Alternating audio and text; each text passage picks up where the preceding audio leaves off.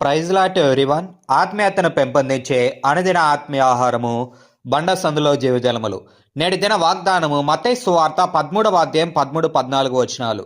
ఈ ప్రజలు కన్నులారా చూచి చెవులారా విని హృదయముతో గ్రహించి మనసు త్రిప్పుకొని నా వలన స్వస్థత పొందకుండునట్లు వారి హృదయము క్రొవ్వినది.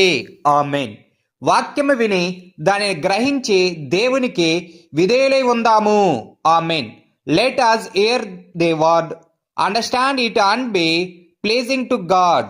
ఈ వచనములు యేసు ప్రభు ప్రజల ఆత్మీయ స్థితిని వివరించుచున్నారు. వారు శరీర కన్నులతో చూస్తున్నారు, చెవులతో వింటున్నారు గాని ఆత్మీయంగా గ్రహించటం లేదు. కారణం ఏమిటంటే వారి హృదయం క్రొవ్వినది.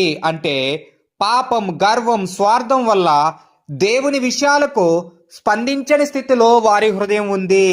వారు చూడాలనుకోవటం లేదు, వినాలనుకోవటం లేదు, అనగా దేవుని సత్యాన్ని స్వీకరించే మనసు లేకుండా ఉన్నారు.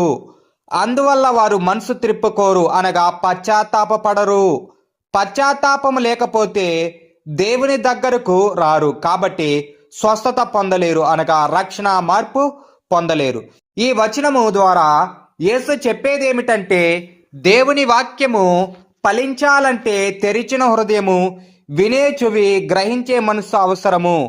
మనకు వినిపించిన మాటలను నిజంగా స్వీకరించి మన జీవితంలో మార్పు చేసుకున్నప్పుడు మాత్రమే దేవుడు మనలను స్వస్థపరచగలడు. ఆమేన్. యెషయా గ్రంథములో వ్రాయబడిన ఈ మాటలను ఉదహరిస్తూ యేసు ప్రభు ఈ మాటలు చెప్పాడు.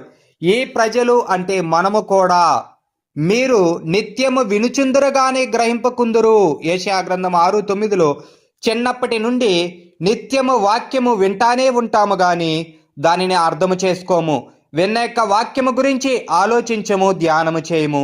ఐగుప్తు నుండి కానాను బయలుదేరిన ఇశ్రాయేలులలో కోరహు అనే వ్యక్తి కొంతమందితో కలిసి మోషే నాయకత్వం మీద తిరుగుబాటు చేస్తాడు. అతనికి దేవుని యొక్క శక్తి సామర్థ్యాలు తెలుసు.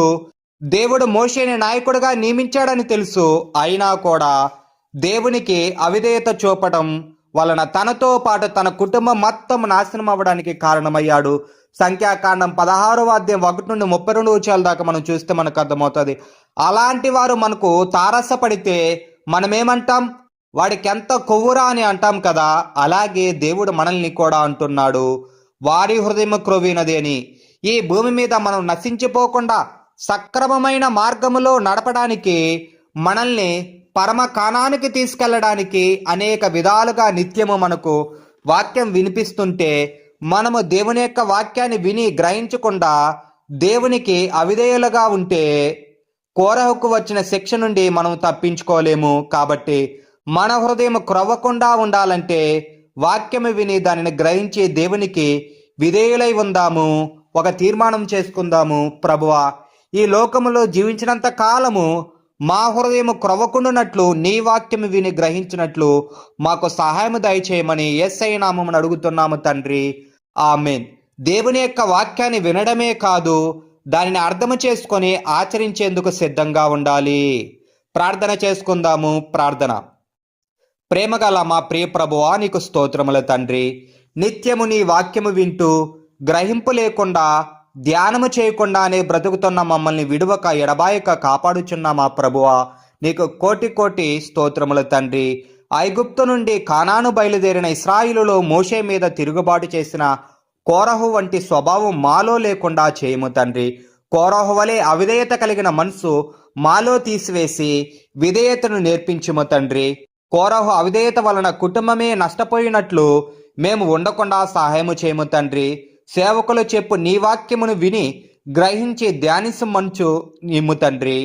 ప్రభువా, నీ వాక్యము విని మా హృదయమును క్రొవ్వకుండా చేసుకుని లోబడు స్వభావము నిమ్ము తండ్రి.